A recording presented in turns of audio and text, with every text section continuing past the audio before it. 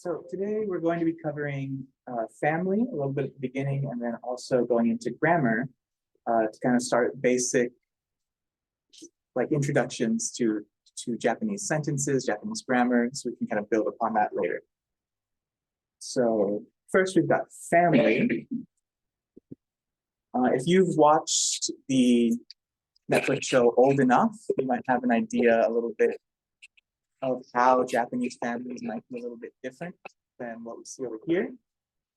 And there are a few main things. Obviously, families anywhere are going to be pretty similar, just some dynamics and stuff like that. It's very human, and it's not too limited by culture, but there are some differences to what you might recognize as the norm, like in America or in the West, for example. So the first thing is emphasis on the first son. Japan is a society that still holds a lot of emphasis on the first son as like an important role in the family, even if it's not the firstborn child, like if there's an older daughter, it's still a first son. And that is kind of represented in a few things. For example, if there's a family business, that will usually be transferred on to the first son, and there's the expectation that they will take over that. So it's not just a one-way, like, oh, the first son gets to take over the family business, kind of has to. So in that essence, it is a little bit constraining. It's like a societal expectation of the first son as well. I have heard there are even like business owners, if they have a business but they don't have a son to pass it on to, they will adopt adults as their son, like already in their 30s or 40 something, adopt them to be an heir to their business. But it will be legally their son, even though it's an adult that they're adopting. So there is still that emphasis on the first son. And if you kind of get to meet some Japanese people, you might see that if you meet someone who is the first son, they might kind of be in a certain role, like more traditional roles. And if you meet Japanese people who are kind of doing something a little bit out of the norm, those are usually the subsequent children. Daughters get to have a little more freedom if they choose, although they are still expected to like get married and be a housewife. And other sons are kind of, they don't have a lot of expectation on them, at least as much, and they have more freedom to go and do something non-traditional. So if there is no son, they adopt, okay? And if they have girls, do the girls go to the husband's house? That is, I think, generally how they treat it at the moment. It's still like, if you have a daughter and she is going to get married, you're basically giving up that daughter to another family. So it is, yeah, also a bit different than we might imagine over here, where, if a daughter of a family gets married, she's no longer part of this family or getting moved, given to another. But over there, that is still sometimes the case in more traditional families. Another kind of first son privilege or archetype is that when the parents get older, they expect to be able to move in with the first son. So there's an expectation and a lot of pressure for that eldest son to kind of do well enough to support himself, his family, and his elder parents once they are like retired. And that also leads to the next thing, multi-generational households. When the grandparents are living with their adult children and their families, that creates multi-generational households, sometimes three, sometimes more than three generations, all living together. And that has the benefit of parents have someone else helping raise the kids. The grandparents are right there to help. And we see that here also. Grandparents might live just down the street and they can always babysit. But over there, it's even more, they're living in the same house. And that's pretty normal, especially outside of bigger cities like Tokyo. Obviously, you've got to be pretty well off to have a house that can support three generations in a city like Tokyo, but further out, it's more common. In Tokyo, you might see a lot of people kind of living on their own, not so much in the generational household, and it's just because that's where people go to work. It's not exactly where everyone wants to start a family. It's kind of like a different feel in Tokyo than it is to the rest of the country. Let's see. And for the different ideas of independence, again, like you might have seen in the show on Netflix, Old Enough, that is a show where children are given their first task to complete on their own. And that's usually around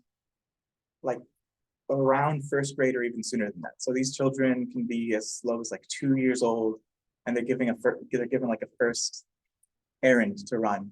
And it's something simple like go, to the corner and buy a packet of like seaweed or something for dinner we're making, and come back. And that show, it follows the children, and it's kind of funny to see them. They're so tiny they can't even pick up a little packet. They drop in it, and it's kind of like a funny way to look at it in that show. But there is also kind of the expectation that, and it's kind of a big deal in Japan, that from that point on, the children are going to become more and more independent, being able to go out on their own at an age probably younger than what we usually see in America. And that carries on into middle school, even in elementary school. Kids often will walk to their school by themselves if they live close enough, which isn't too common here anymore. In middle school and in high school, kids are expected to take a lot of extracurriculars. So they'll, school let out 3:15. They're staying at school until 5 with sports at clubs, and then they might even go to a cram school to do like extra studying after school. And that might go on until 9 or 10 p.m. And then the kids will go back home on their own, 9, 10 p.m. at night. So it is a different way that we see kind of young kids and adolescents experience independence than what we're used to here. Obviously, America, kids are kind of very dependent until maybe like 16. They get their car. Now they can start helping out, go to the grocery store, go and run and get this.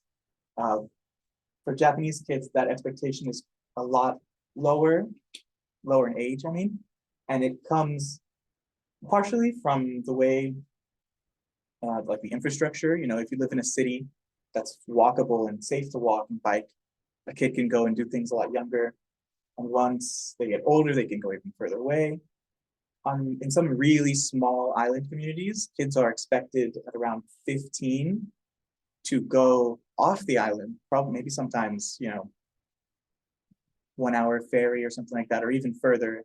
I know there's islands way out in the Pacific where they send their kids to like Tokyo to go to high school. I think the island just doesn't have a high school. So they have to go several hours away and kind of live there on their own at like 15 just to go to a public high school because there's none available on their island. That's just another way that there's a difference in how independence is seen for kids and how that changes the family dynamic. A lot of parents in Japan a lot of families will have 2 working parents. And the work culture in Japan means that they'll usually stay quite late at work. And that's something that it's shown like in anime a lot, in movies, and you might think, oh, it's like a trope that they're exaggerating, but it's also based on reality. That does happen quite a lot. And it's not to say that every family, has, like latchkey kids all alone all day, but it's common enough that it's something that's shown in media because it's quite relatable to audiences. They kind of understand that that's pretty normal. Okay. So moving from there, I do have some vocabulary words we can learn about family. And if you look on your worksheet, it should be the first few. So you can fill in the English kind of definition there. We have, first of all, family itself. It's kazoku. Kazoku? Kazoku. Yeah. So family is kazoku. And for example, if it's the Smiths, then it might be like Smiths no kazoku, like the Smith family, the family of Smiths, kind of like that. So, if you're traveling in a group, you might be able to make reservations under a family and say, we're all here, the Smith family, Smith no kazoku, all present. And, obviously that's faster than saying everybody's name one by one. So that's a good word to know. Kazoku, yeah. The kanji gets complicated, and we won't get into that right now, but just the kanji for family looks a lot like the kanji for house, and kanji for house has about 5 different readings. It's a whole lot. So we're sticking with the hiragana right now. Kazoku. Next up, we have for the parents. So for a mother, it would be okasan. There's two A's. You can see it's the second letter here is ka, and there's a second a after it. So it's a long A sound. Okasan. For the father, it has the same thing with double O. You might want to look at it and say, but it's just to represent a long O. So it's otosan. Otosan. So okasan, okasan, and otosan.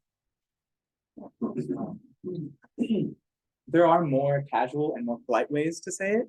Obviously, little kids, they don't say like okasan, they still say mama and stuff like that.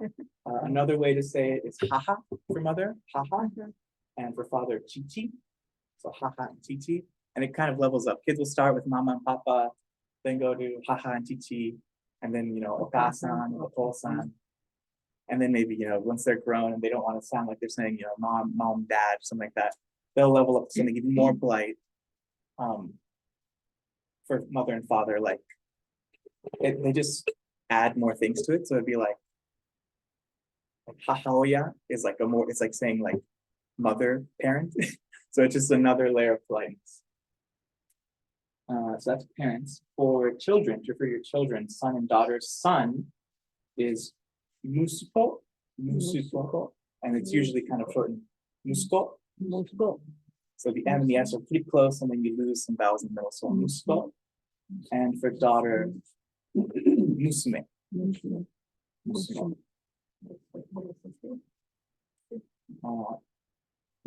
Yeah, so musume is just for daughter. So we have mom, dad, son, daughter, family. For brother and sister, it gets a little more tricky because in Japan they have a culture where like being older is given more respect. So for older siblings, there's one way to say it, and for younger siblings, a different way to say it. And it gets hard to keep track of it all, so it takes a bit of practice. All right, so if you have an older brother, it's going to be oni-san. Oni-san. Older brother. And it is two I's there, so it's like a long I sound. Oni-san. So not like the car brand Nissan. No, that's just one I, Nissan. This is oni-san. And for older sister, we have one-san. One-san.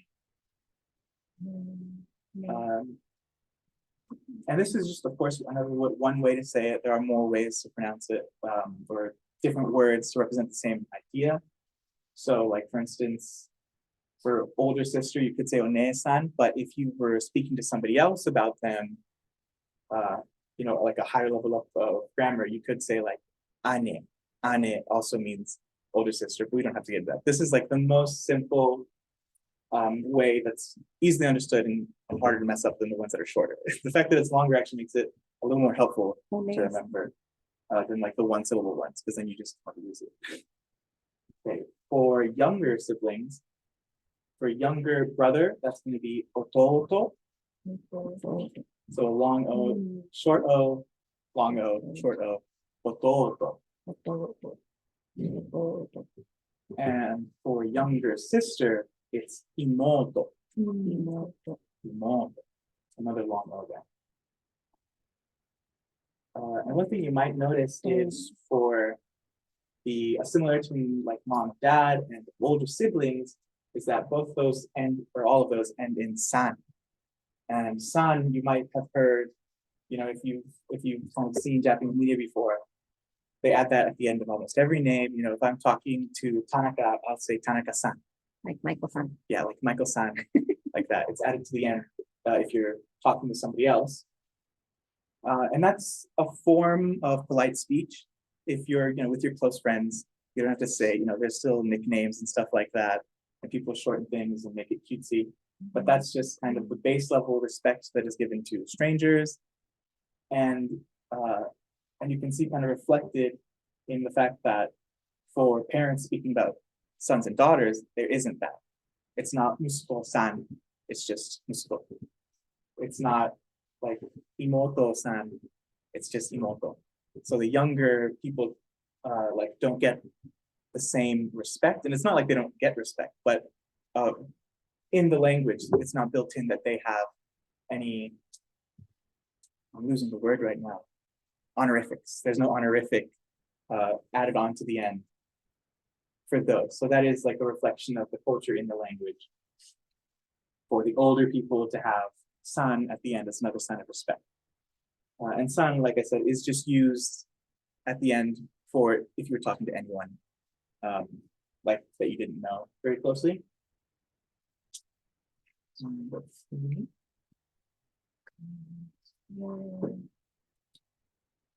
There is more polite honorifics than san.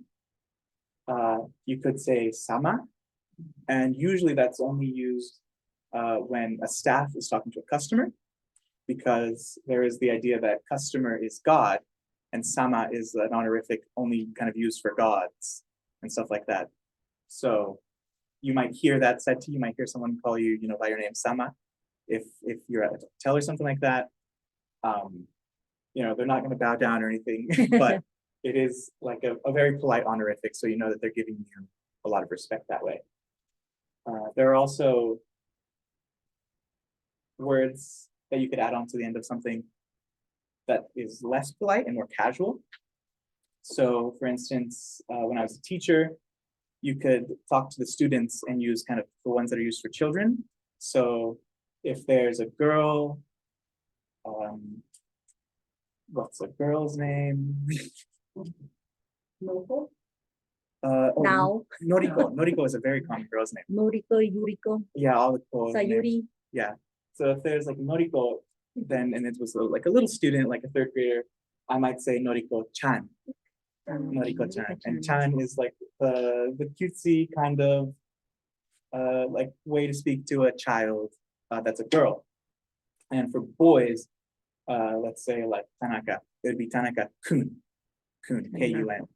So if you're talking to children, there's like a different thing that's not san, it's not sama.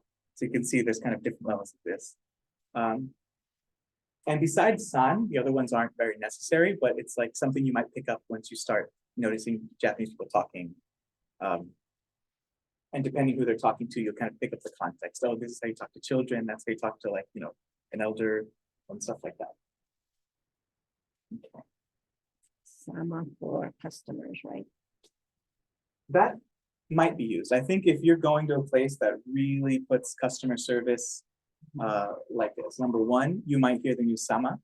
I think like at a normal place, you might not hear that as much. It would seem out of place to be like at a McDonald's and they're like, oh Lord, please. Like, it's a lot.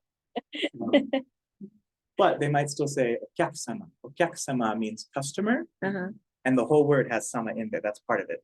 So it's like built in. If you're saying customer, you're saying it in a respectful and polite way. So that's a word you might hear a lot. Okyakusama. It's let me write it out. It's a long one. Right. It's O-K-Y-A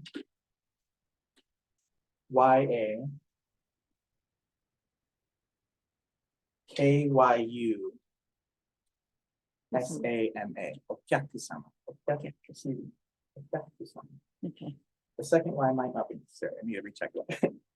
And that was for customers. That's for customers. So if you're like leaving out of a shop and you start hearing someone, okyakusama, okyakusama, you probably forgot something, you probably left your wallet or your change or something, and they're just chasing after you. That's a good word to know.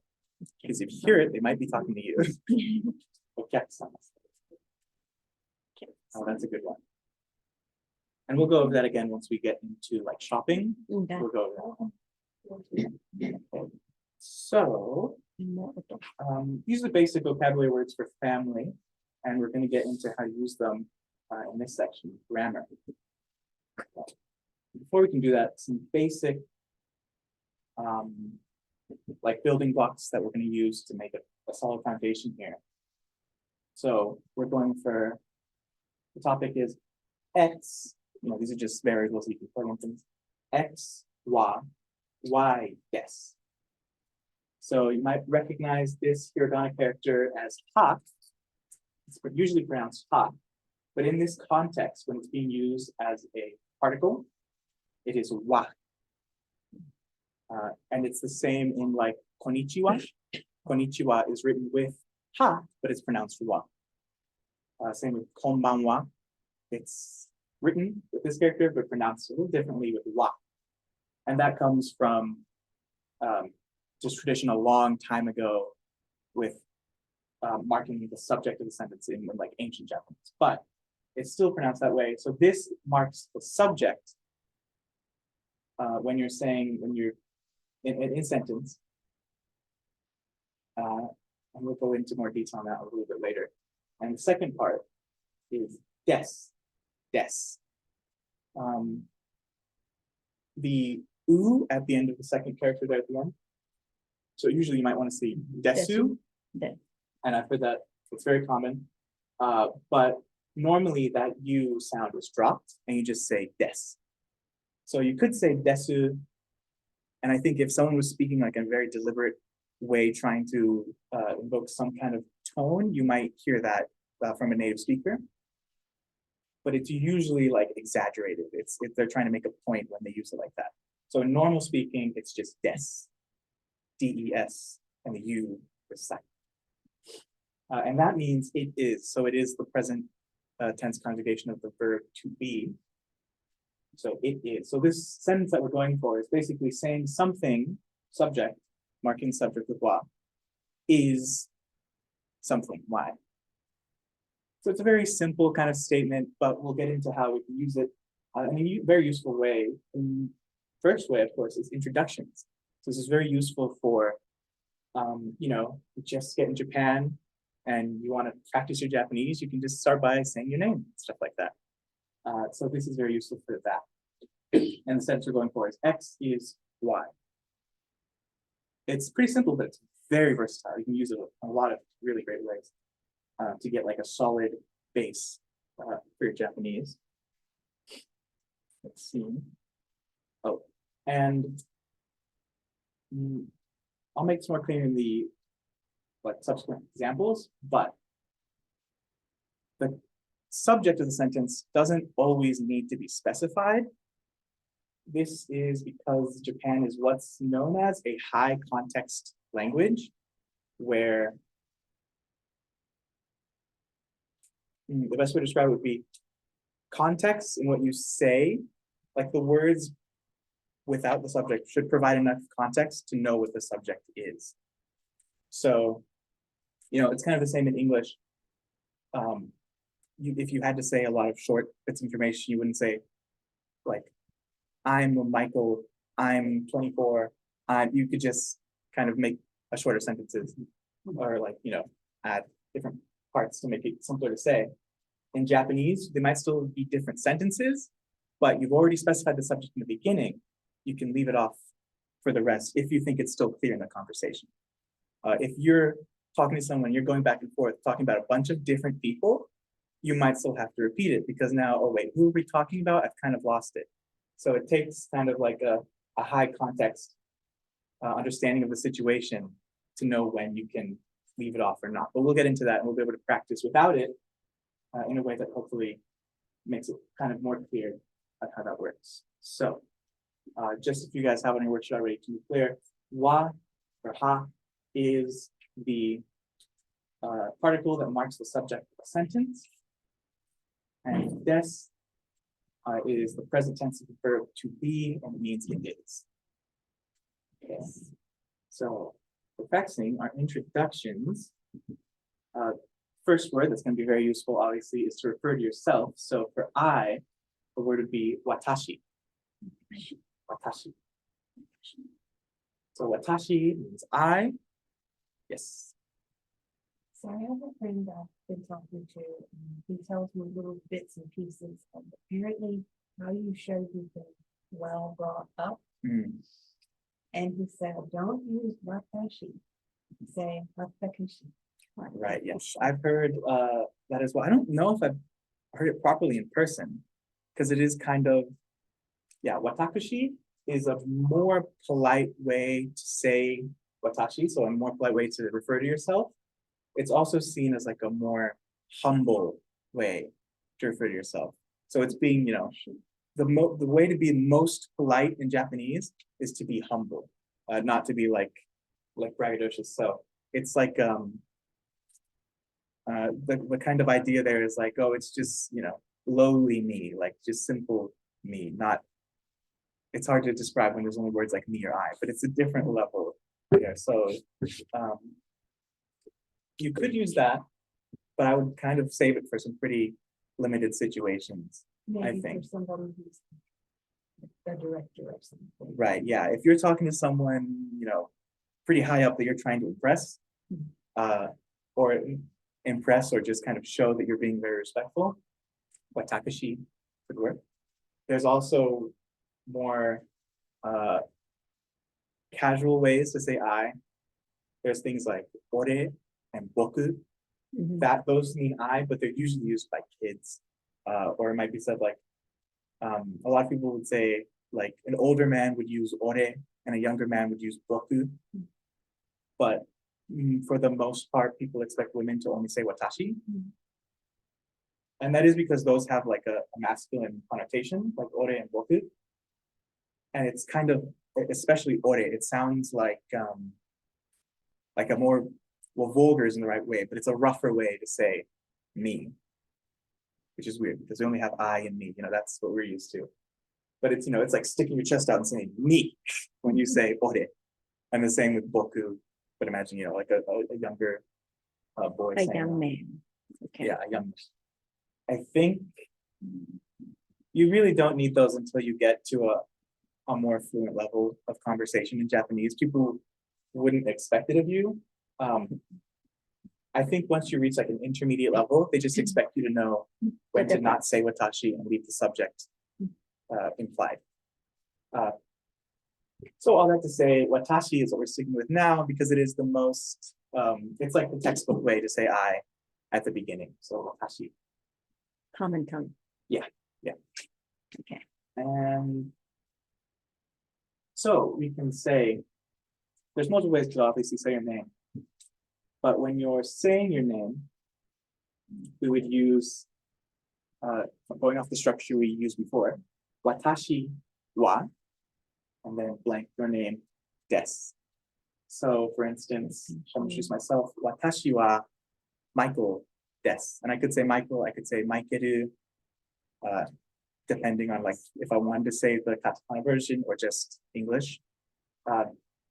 They should be able to understand, you know, your name and kind of if you say it in English. But if it's one of those names that is spelled in katakana a way that might look like something else, then you might have to like say it phonetically in katakana for them to understand. Like harder names with like weird characters, like for instance, Dylan. If you just said watashi wa Dylan desu, they might be like, well, that was kind of fast. And you repeat that, so you might say watashi wa Diran desu, and then they'll be like, oh, okay, I see. There's like they can see how to spell it once you say it, so like that.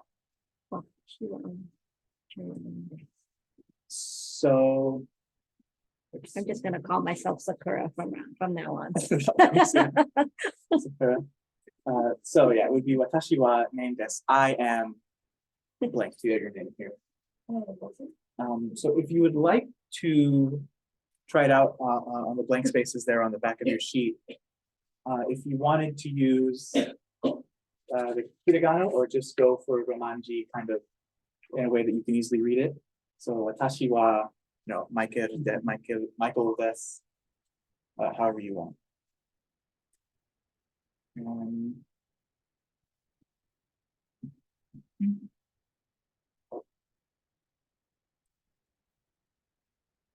Let's see. And the next thing, kind of the same simple thing, is for your age. So if you want to tell someone how old you are, it's just another little like addition, another block you're going to add in. So watashi wa, and then the number, and the word you want to use is sai. Sai means years old. So if you remember your numbers from a while ago, if not, I'll pull them up in a few slides so we can go over that. For instance, I am 24, so that would be 24. And if I'm saying my age, watashi wa 24 sai desu. Watashi wa 24, that's the number. Sai, years old, desu. And in this instance, if I was saying them, there we go, this will pop down. If I was saying them back to back, I'm just introducing myself. It would be weird if I said, I am Michael, I am 24. I can just leave out the I, the second I, and say, Watashi wa Michael desu, 24 sai desu. So I'm cutting off the second watashi wa, even though it's a different sentence, I'm following up right after I just said the subject, so it's not needed to repeat it. Again, kind of the same in English, you can get a feel for it. It would be weird to say, I am, like that. You can shorten it, cut that off the subject in that case. Any questions on this so far? Just think. Right, and it helps to like practice, and we'll get to that a little bit later. You practice on yourself, you can practice on people you know, family and stuff like that. And it gets easier once you kind of figure out the formula. I kind of look at this stage of learning Japanese as like a math problem. You've got your functions there, and you're just plugging in variables and seeing how that sounds, and if you can remember it. And then later, you're adding on. I don't do the math. We're not even in multiplication though, okay? We're It's like hot Spanish. It's like, here's your formula, plug it in, plug in the Yeah. words that you know. right now we're just doing addition so far. Okay, so. Hold on tight. To recap, if you said watashi wa doing this, then you would simply say whatever the age is saying this. You Right. don't repeat watashi wa. Right, Yeah. you could in that instance, see it's in the brackets. If you're saying them kind of back to back, there's no need. If someone especially were to ask you a question, if they were to say, how old are you, nansai desu ka? Then you would just say, well, you could say either. You could say, I am, 24, or you can just say 24. Same as in English. If someone said, how old are you? 24 years old. You don't have to say, I am 24 years old. So it's kind of the same thing. It's not particularly more polite or casual if you leave it out. I would say, if I was a Japanese student writing an essay in class, I might want to hit that word count and use watashi wa every single time.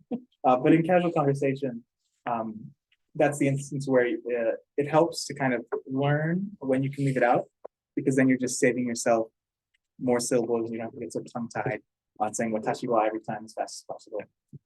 Yeah, do you have a question? Eventually I want to have something more correct. Oh, okay, gotcha. Yeah, we'll take a look afterwards if anyone has any questions like on specific writing or in a little bit. And the next one is nationality. It's actually pretty simple. So just like sai means years old, we have another one, jin. And that means person. But in the context of a country and then saying person, you're saying they are a person from this country. So, in our case, America. No, I think I don't have another sense for that. But you could say America in Japanese is America.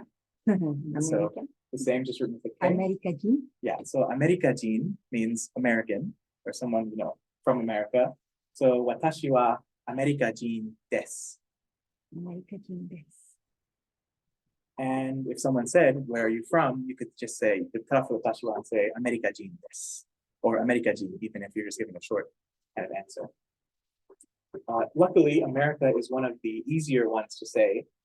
If we were from other countries, it would get a lot more complicated. For instance, like England, it's not like Inglando, it's Igirisu. Igirisu. Completely different sounding. Yeah, Igirisu. Igirisu. Yeah, Igirisu. So you'd be like Igirisu jin desu, and that's England specifically. Yeah. Igirisu. United States. The more like correct, the more like technical way to say America is in kanji. It's Beikoku. Beikoku. Beikoku. Koku means country. Beikoku. So the like every country has a kanji way to say it, and then like a more casual way to say it. The kanji would be like what they use for international meetings of diplomats and stuff like that. But just in casual speech, America works. And America, they understand to mean the United States of America and not North or South America. Anything like that. That is just the name for the United States of America in Japan. So you could say you're from Beikoku. The Be is the kanji for rice. I saw recently a video explaining why, but it's just a weird reason from long ago. And it comes from, I think, Chinese. I think for China, they use something similar to refer to the United States, like a big, beautiful country, something like that. So it's just the Okay. kanjis are just used to represent the characters of how they said it like a long time ago, when they were first getting introduced, like 1600 and stuff like that. So yeah, Beikoku is like the more technical way to say it, but America is understood by everyone in Japan to mean the United States of America. And like, for instance, my parents are from Mexico. Mexico is luckily pretty easy. It's Mexico. Mexico. So just a slight difference. They don't have the X, so they're going with a K sound to kind of get close. So I could say, like, my mom is Mexico Jin des. Mexico Jin. So the Jin just goes after the country to say, like, citizen of, or like person from that country. Okay. And luckily, I think, we're all here, so America Jin works perfectly fine. That's what you've got to know. Someone who's Japanese would be Nihonjin. Nihonjin. So in Japan, they don't say Japan. They reference the like referential thing for Japan is Nihon and Nippon. Yeah. Nippon. I've So heard Nihon, Nihon, Nippon, Nippon. You can kind of use them interchangeably. It takes some pretty good fluency to know exactly which one's right in the situation, because they're just kind of, I think it's more like whichever one is easier to pronounce with the context of whatever you said before. But if someone were saying, I am Japanese, watashi wa Nihonjin desu. Nihonjin desu for Japanese. So that might be useful too. I can imagine a situation where it comes up, you have to say, like, are you Japanese? Or something like that. If you're talking to someone you don't know. So Nihonjin. That's good. I think we'll get into how to like ask these questions a little bit later on, because we want to be able to hit these basics. It's not too hard to make things a question, but let's cover the basics first. Okay, so that's nationality. Oh, sorry. Watashi wa America Jin desu. I am American. Should have capitalized that A. Let's see. Spanish teacher. American doesn't play. It is- Yeah. That is correct. You can just be American. Please. So next up, if we want to, so we've got basic introductions for our self-covered name, age, nationality. Those are like the three big questions you'll be getting, from if you kind of speak with a Japanese person, meeting them in public somewhere, like, oh, what's your name? Where are you from? That's a big one. And that's an English point that a lot of Japanese people do know from like practicing in school. They will say, where are you from? With an accent, it's like, where are you from? The F and the R are a little bit different. So you might hear something, but that's what they're going for. Where are you from? And so next, if you wanted to introduce somebody else, obviously if you're traveling with friends or family, you want to introduce them and they're not quite as studied up on Japanese as you. A very good part to know is no. No is a particle that indicates possession, but it's not possession like technically this is mine or owning. It's more like relationships. But if I'm saying like my mother, okasan, I could say watashi no okasan. Watashi no okasan. So if you take watashi, I, and no together, it takes it from I to my. You're not talking about my. So watashi no okasan, my mother. And no is really easy. I think this is one of the easiest hiragana to remember. Because it kind of looks like an N in it, right? This one is, if you kind of look at it and turn your head and squint your eyes, it's almost like a no, like an N and an O if you squish them together. I don't know if it's good, but that's just how I remembered it first, where it's like, okay, this one, I used to have some kind of system to remember it compared to all the other ones. Because there are other hiragana that look like no, but they'll start adding a line going off in another direction, a loop, a curl, and then those make different sounds completely. So this is like the base one that's easier to remember. No. And that's very useful. So if we're, for instance, talking about parents and siblings, we can start using that. Let me see what I have. So, watashi no something, whatever subject you want to talk about, wa something this. So for instance, we'll talk about my mother again.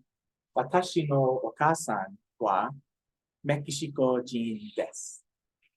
So I would say my mother, watashi no okasan, my mother, the wa to symbolize to mark the subject, and then Mexico jin desu is Mexican, is from Mexico, like that. So obviously you can try introducing your family, watashi no okasan, watashi no musuko, my son. If you're going with like siblings, watashi no one-san, my older sister. So that's another way. We're just adding another kind of thing, another block into this chain that we're building. Oh, and another point, for these sentences that I've written in Japanese, I have made the spacing a little bit bigger to separate them, but in Japanese, there is no space when writing things out. So that is a little bit tricky when reading. They won't use a space. I think in this is the Genki book that I recommended in the newsletter in the past. I think it's like $30 new. There's also a complete scan of it on PDF that I will share later, so it's great. And it covers elementary Japanese, and I think usually this is covered like in college, it would be the first 2 semesters of elementary Japanese. So you can get pretty far on this book. Very useful resource. And it starts you off with just the same things we're talking about here, but obviously it's got more examples and more context and explanation. So it's a really great book to get you started on Japanese. And then this is Genki 1. There is Genki 2 for intermediate and Genki 3 for like beginning to get into like more complicated stuff. And this, I think it even has kanji, which is helpful to learn like this. And it's represented a way where you can see the character, how to draw it, all the different meanings, all the different readings. So it's a really useful resource. And this is lesson 10 stuff. So you can see the kanji get a little bit more complicated there. But the lesson 1 kanji are super easy to look at. Just a few lines. Oh, it's the numbers. So 1, 2, 3, 4, all the way to 100 and 1,000. And then 10,000 yen in time. So, for lesson 1, I feel like once you've got your hiragana and katakana down, this is really helpful to get you to a base level grammar-wise, where you can start forming sentences, asking questions and answering them, simple stuff like, how much does that cost? What time is it? Stuff like that. And we'll get into that in these lessons. I'm kind of following this as a basis for our lessons, but keeping it a bit more simple because we have limited time. And then if you want to dig deeper, this will kind of supplement that. So it's Genki, Genki. It came right after the Buddhism. Right, yeah, it's a very popular book for Japanese learners. You said that was elementary? This is for elementary Japanese. It's recommended for college courses. That's the level it's at. Semester 1 and 2, Japanese. Right, well, no, because scroll down, like the first one that was popping up was the textbook volume 1. You might have searched Genki 1 to get the most like clear, because I think they're in level of difficulty, it's Genki 1, Genki 2, and Genki 3. Genki means like energetic. So that's what they're going for. They're like, it's a fun way to learn Japanese. It's a textbook, but they do use useful scenarios. Every chapter starts with like a dialogue scenario of a situation I encounter, like someone's first day at school, at like an international university, or someone going to the market to shop and stuff like that. And then it gets more complicated. I think it goes pretty quickly. I think lesson 2 is like you're going on a date. So it just gets right into it, like pretty useful stuff to know. I'm going out. Yeah, this is a great book. I have the 2nd edition. They probably have like 2 more editions at this point, but whichever one you get, new or used or visual, it's all going to be pretty good stuff. There's also a workbook accompanying it I don't know what happened to mine. Oh, that's good. On the back, they have the charts, the characters for quick reference. Katakana. Oh, and there's also a CD. So you can, So you can see I've never used it. And these are also available online. You can look up like Genki audio tracks and stuff like that. If you have a copy, like just a scanner without the CD. Mhm. A lot of universities just provide that open on the internet, like not behind a wall for students. So it's really great. Oh, wow. Yeah. So this is just everywhere. And there's even like apps and stuff. I think they cost money, so I've never used them, but they're available. Probably like, $3.99 or something. Yeah, so that's useful. I think the workbook also comes with the CD. So it's a very thorough resource for learning Japanese. You can see, I think this is about where I left off before I went to Japan. And then I thought I'm getting different kind of learning experience there. So I Right. need to pick it up myself. Yeah, I think I've covered everything at this point. So I should move on to the next one, but I want to be like, sure, I gotta double check. I feel like I was looking through it yesterday. It's like, ooh, I've been saying that wrong. We'll know that. Is your contract, like, was it a contract? Yeah. So you want to go back, can you re-up and go I think there is a time frame that I have to wait to reapply. I think it's either 2 or 3 years. back? So I could apply and go back.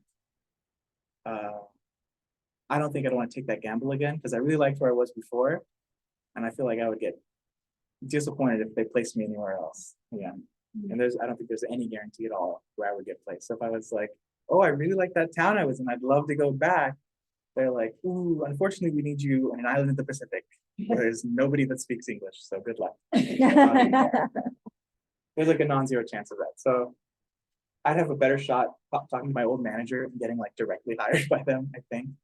So that's if I wanted to go that route, I think I could do that, or reapply and just like roll Or the do a dice. transfer with Red Bull. They have offices in Tokyo. I've been thinking that, but I think I've only worked there for like 4 months, so I gotta wait a little bit longer Yeah, before I say Yes. go across the world on your dime. Maybe in the future. And I think,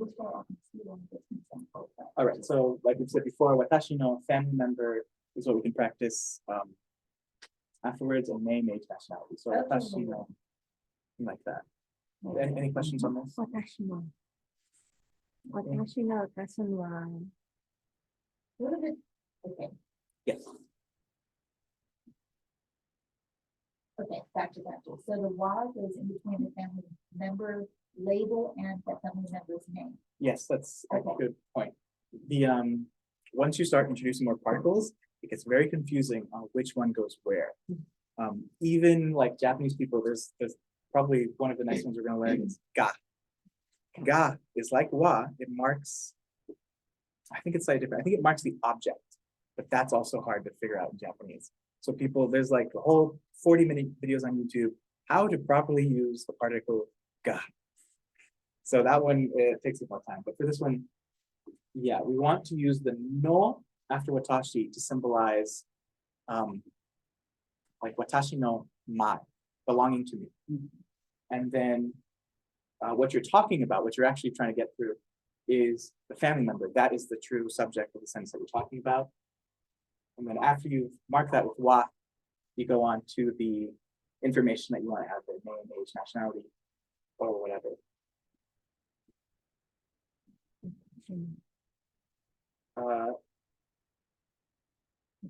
To change that slightly, or to build on that. Oh yeah, my blank is not very helpful there in English, but my blank is and the bonus is there is another word, another way to say name using the word for name. So name, confusingly enough, is namae. Namae. So it's just name with an A before the E. Easy to remember, but then a little bit confusing. Why would they do that? And I don't know reason for that. So namae. It sounds kind of English. It sounds almost It's anglicized. so close. It's right there. Yeah. I think it means like the not there is a kanji that means name, or like part of it means name, and then the mae means front. So it's kind of like saying first name, but it doesn't specifically apply to first name. There's other words to specify first name and family name. This one you can go either way, or just say your full name. It just means name, what I am called. No. So is it just, do you just say name Cherba? In this case, we want to plug it in after the no. Okay. So to say, so before we were saying I am Michael. Now this is how you'd say my name is Michael. So it's a slightly different thing that I think. Well, the name is still possessive because it is. Name. Right, you're talking about my name instead of saying I am. My name is. So there's a difference there. If you want to like go one level up and kind of impress the person you're talking to a little bit more, watashi no namae wa Michael desu. So you're kind of emphasizing that this is my name. Right. And this is how I call myself. Yeah. In this case, you're making it clear what you're talking about because you're saying my name as the subject. Mhm. So it's just a little bit more of like a leveled up way to say it. Instead of saying I am Michael, my name is Michael. It's just a slight difference there. Yes. Practice this one because one of the questions I have to answer in G class is origin because the chief student has to have a name. Right. Yeah. Like And a poetic name. yeah, namae is name for all things, not just a person's name. Okay. You know, the name of a temple, the name of a building. You can ask, what, or even like a dish. You can ask. Right. Yeah. Yeah. That's not your favorite.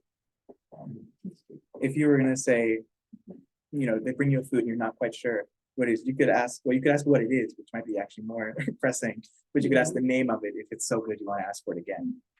So that we'll get into the pronouns for that later, like pronouns for this, that, there. They're a little more complicated. Leave that for future lesson. Probably the next one or the one following up. But just like as a little teaser, book would be hon. So if you're asking, oh, what's the name of that book? It'd be like hon no namae wa nani? Like, what is the name of that book? Yes. Since we were sort of on the subject, I wanted to ask about the grammar of using, I'm not trying to pronounce it right, teongenes? I'm not sure. Can you go in more detail? Like, my name is Cyrus, please call me Cy. Like a nickname. Yeah, like a nickname. I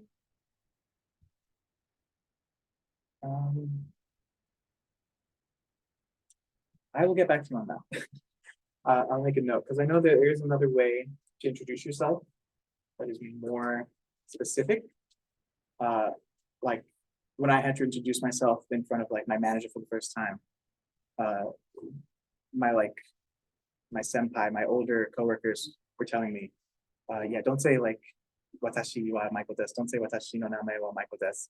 I have to say like Michael o tomoimasu. And that's to say like it's a polite and kind of honorific way to say you can call me Michael. But for some reason that's more polite than just saying my name is Michael. And I think it's more like in a professional setting, that's an introduction, like to establish relationships and contact. I will get back to you on the nickname. There's definitely something, I just don't know it off the top of my head, and I don't think it's from the textbook. Either, so I'll write that down.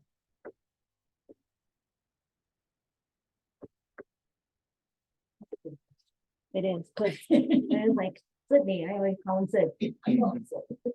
Right. What's an intelligent is the polite thing to do to say hajimemashite? Yeah, that's a good one. Hajimemashite is what you say when you are first meeting someone, and it's like nice to meet you. So if you were kind of asked to give your full introduction, you might start with hajimemashite, watashi no namae wa Michael desu. Like, it's nice to meet you, my name is. Right, yeah, nice to meet you. That's a good one. I think if you talk to someone in Japan, their base level English will probably cover that too. They'll say, nice to meet you, like that, or like something close. They get pretty close, but the pronunciation, because of the different alphabets, is pretty, can sometimes be a little further off. So you'll hear that one as well. Nice to meet you. Hajimemashite. H-A-J-I.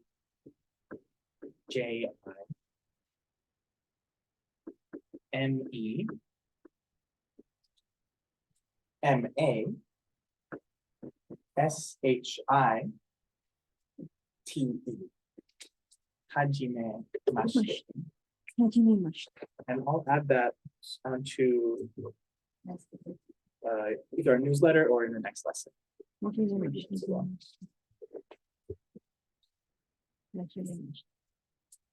to meet you.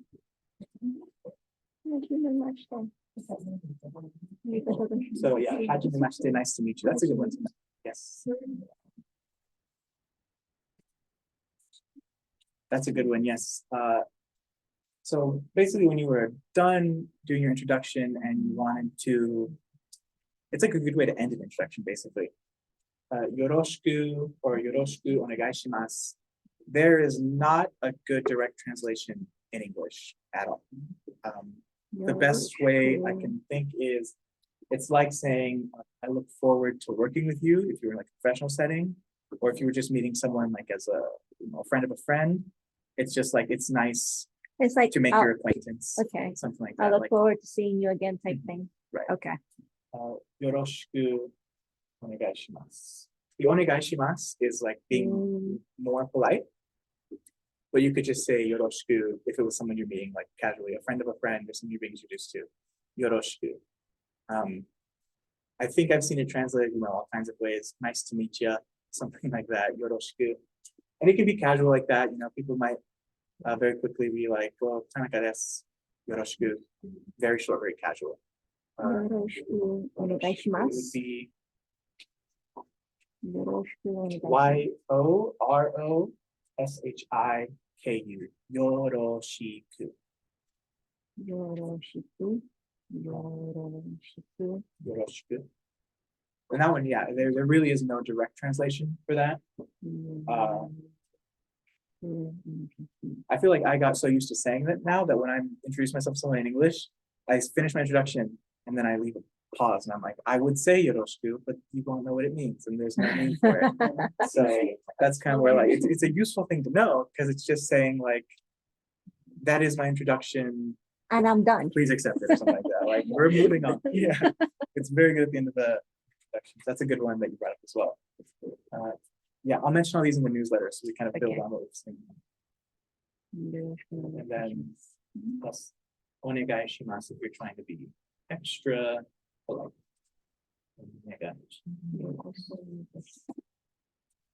Okay. So that's all right. If you want to practice writing, for instance, your introduction with your name, if you need to like see how to write your name, again with the katakana, I have these here, and also numbers for age. So I think now would be a good time to see if anyone has any questions about their writing, if you want me to check it or anything. Any questions? Okay, if not, we can do it after as well. All of my notes are anglicized. That's fine. That's a great way to start too. This book, Genki, starts you out kind of similar to the handout, where when you get to the vocab, It's all phonetic right now. yes. So for example, this has illustrations with the Japanese in hiragana, and then here you'll see it's Japanese, anglicized, so just written so you could be able to read it, and then the definition, same as your worksheet. That's how this book starts out, so it's not too like intimidating at the beginning, and then later on in other chapters they'll start they level it up. So this is chapter 12. You've got the Japanese in hiragana because it's suspected at this point you'll be able to read that perfectly fine. Then it's got it in kanji, so now you're leveling up. You're trying to learn how to write it in Japanese in the most like accepted, what the most commonly used way to write it and read it. And then you've got your English definition. I was going to mention before when I said that there's no spaces in Japanese sentences when they're written in Japanese. That is part of the reason that the 3 alphabets are so useful. Right now, it seems like an extra pain to learn them all, but it's helpful because Japanese like verbs, like I said before, Japanese verbs are used in kanji most of the time, and then they're conjugated kanji with hiragana afterwards. So that when you look at that, it's a lot easier to read than if it was all written in the same alphabet with no spaces. You can kind of see where the sentence is broken up. And Do it's they also- actually use punctuation or no? There is punctuation, yeah. Okay. The period looks like similar, but it's like an open circle instead of a closed circle. I think I could probably pull it later. Yeah, I sometimes just do it too because it's like a little cuter.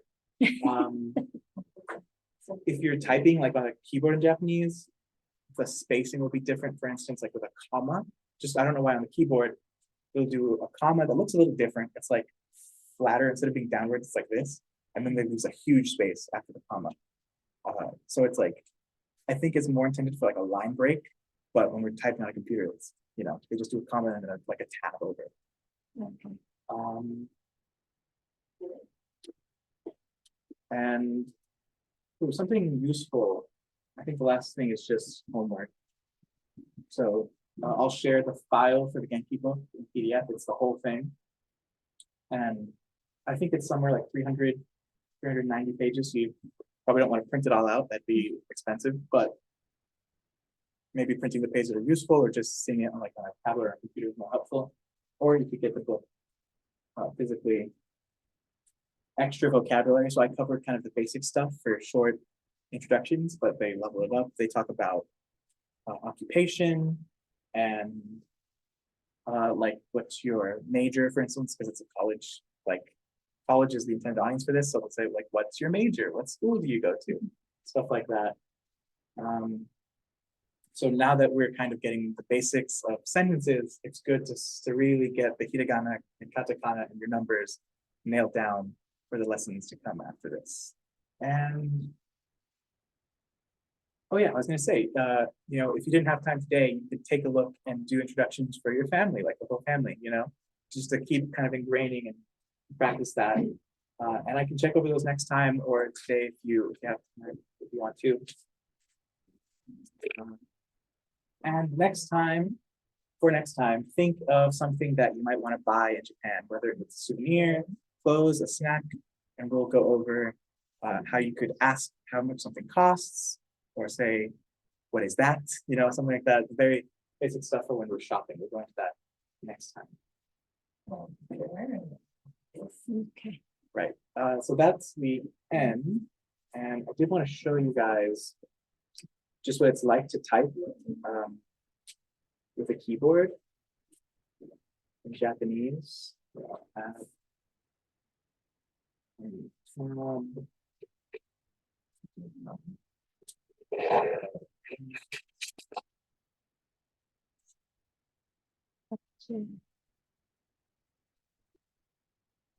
So if I'm typing in Japanese, you need to get the keyboard up. Mac and PC are both very different on how you get the keyboard, and I don't remember because I have to go back and forth between them all the time. But once you have the Japanese keyboard selected, you basically type it as we're learning right now with the anglicized version, and it does predictive text to get at what you're trying to do. So if I'm typing watashi wa, I would do W-A, and then it knows you're going for the wa. And then if I do T-A, wata, it keeps that, and then it's already trying to autocomplete it with the kanji up there. So then watashi, and it automatically changes it. If you don't want that because you don't know the kanji yet, down arrow, keep that, enter again. It takes a lot of practice. Maybe on your phone, it would be easier. There's two kinds of Japanese keyboards. I would say be aware of that if you're trying to add it to your phone, like for setting purposes. There's the kind that is the keyboard that Japanese people use on their smartphones. It's complicated. I don't use that. It's crazy. It has like 9 letters, and then you click on it and hold it, and it'll give you the option of if you want to change the vowel sound or the consonant sound. And then you like hold another key and press that. It's too much. So I recommend using this way where you type like on an English keyboard and it'll just fill in and do predictive stuff, which is very good at predicting what you mean. So now I've done watashi, there's no spaces, H-A, wa.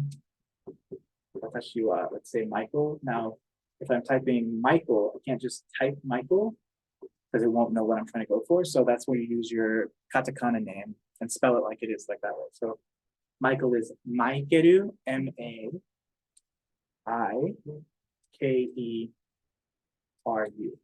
And now it knows, it even says Michael, so it knows.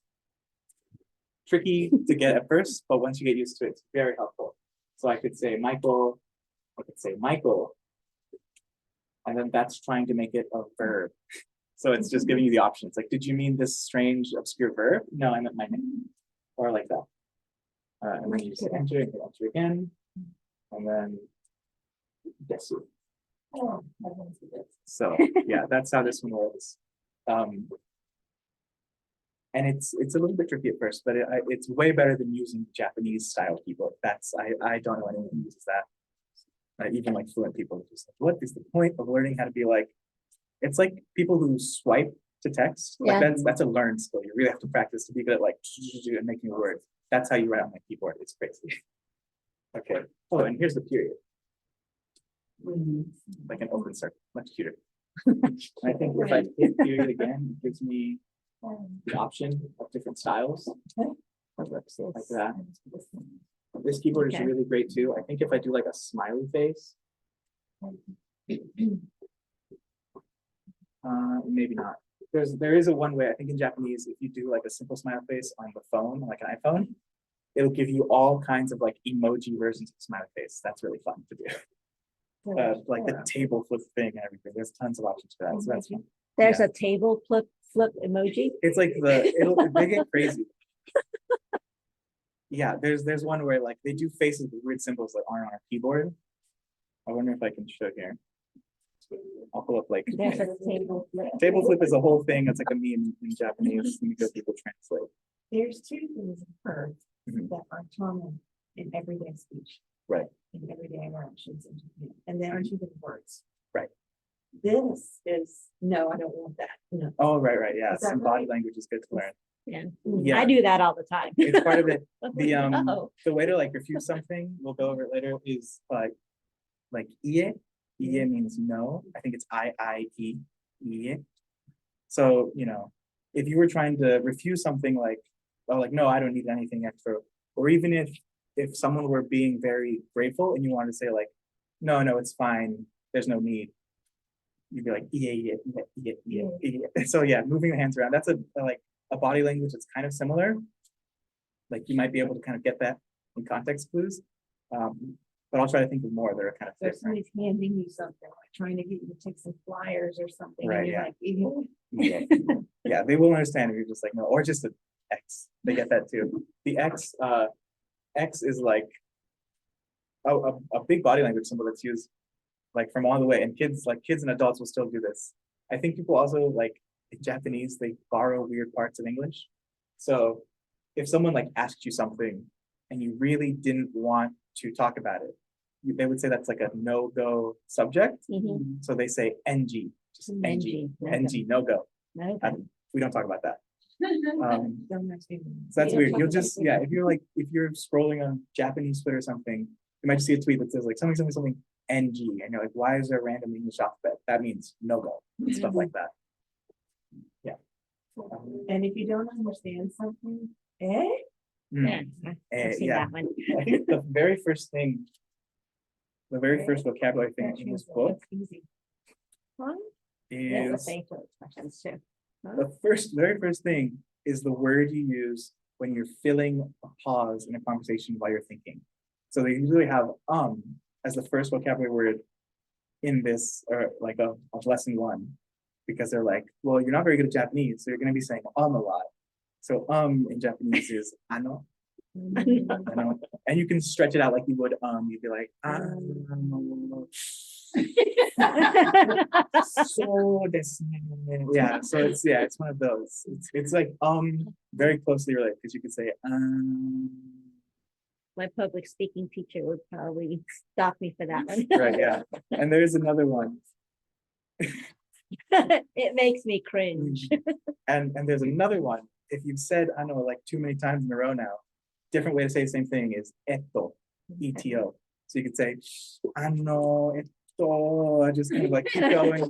We could probably find more ways to stretch out the, let me think about that for a second. Yeah, that's a good one. That's a very good one. And it helps when you're speaking Japanese, if you can remember to use that, because then you're not switching out to like your English side of your brain and saying, oh, let me just think about it in English. It helps if I'm saying something Japanese I don't know, and I just say, keep it in Japanese. Now they're not confused what sound I'm making. Because if you're talking to a Japanese friend, you say, they're gonna be like, what's that sound you're making? You're not saying anything. But if you said like, I don't know, they're like, oh, he's thinking of the word. And they can like try to help you fill it in. Okay. Yeah. When you're referring to yourself, like someone's calling to a group and you're wanting to know, are you talking to me? You're not supposed to gesture to your heart. You're supposed to gesture to like Your head. your nose. Like, it's talking to me. Right. Yeah. I Yeah. think that's like one of those minor details that that you won't get called out on. It's Like switching gears. Yeah. you won't notice until someone looks at you funny when you point at yourself. Yeah, I guess point at your face. Or another useful tip. If you don't know, let's say right now we don't know how to make things a question yet. If you just hold, same in English, if you just kind of hold and go up in pitch, it's like I'm asking a question. So if you're like, are you talking to me? You could be like, watashi. Just really kind of get up there and they're like, oh, he's not sure at all. So that's a good one, you know. Small similarities in English as well, stuff like that. I'm trying to like get the Okay. emoji thing.